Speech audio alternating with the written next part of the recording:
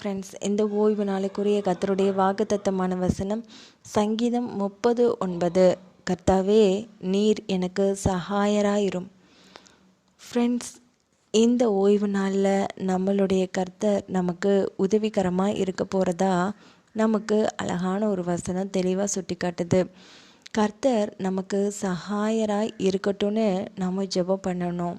அப்படி நாம் கர்த்தர்கிட்ட கேட்கும்போது கர்த்தர் மனுஷங்க மாதிரி நான் உனக்கு உதவி செய்கிறதற்கு இப்போ நேரம் இல்லைன்னு சொல்ல மாட்டார். இல்லாட்டினா உனக்கு உதவி செய்கிறதுக்கு பதிலாக அங்கே ஒரு பணக்காரன் இருக்கான் பாரு, அவனுக்கு நான் உதவி செஞ்சுட்டு போயிடுவேன், அவன் எனக்கு அதிகமாக பணம் தருவான்னு மனிதர்கள் மாதிரி எப்போவுமே நம்மள்ட்ட இயேசு கிறிஸ்து பேச மாட்டார். அவர் நமக்கு எப்பொழுதுமே சகாயராக தான் இருப்பார். அது மட்டும் இல்லாமல் பிசாசு இப்போ இருக்கிற காலகட்டத்தில் ரொம்பவே தலைவிரிச்சு ஆடுறான். விசேஷமாக குடும்பத்தின் காரியங்களில் ரொம்பவே பிசாசு நம்மளுக்கு எதிரடையாக நிற்கிறான். இதுக்கு நாம் என்ன செய்யலாம் அப்படின்னா, கர்த்தர்கிட்ட நாம் ஜெபம் பண்ணலாம். ஆனாலும் நாம் கர்த்தர்கிட்ட காத்திருக்கணும்னு கர்த்தர் விரும்புகிறாரு. ஆனால் காத்திருப்புங்கிறது ரொம்ப கொடிதான ஒரு விஷயந்தான். ஆனால் நம்ம கையில் அந்த நன்மையான ஒரு ஆசீர்வாதத்தை பெறும்போது ரொம்ப சந்தோஷமாக இருப்போம்.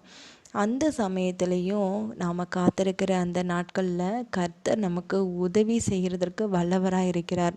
பிசாசு என்னதான் நம்ம மேலே அம்பு எய்தாலும் அது நம்மளை தொடாதபடிக்கு நம்மளுடைய தெய்வம் தூதர்களை அனுப்பி நம்மளை கண்டிப்பாக பாதுகாத்து கொள்வார். அதனால் நாம் கர்த்தரை இறுக பிடிச்சு, கர்த்தாவே நீர் மாத்திரம் எனக்கு சகாயராய் உதவியாக இருந்தாலே எனக்கு போதும், வேறு எந்த மனிதர்களுமே எனக்கு தேவையில்லைன்னு சொல்லி நாம் கர்த்தருடைய அடைக்கலத்தில் நாம் புகுந்துட்டோன்னா கண்டிப்பாக வேறு எந்த விதமான பிரச்சனைகளும் நம்மளுடைய சூழ்ந்து நிற்க முடியாது. அதனால் இந்த ஓய்வு நாளில் நாம் இந்த சிந்தனையோட இந்த நாட்களில் நமக்கு கர்த்தர் சகாயராக இருக்கணும்னு நம்ம வேண்டிக் கொள்வோமா?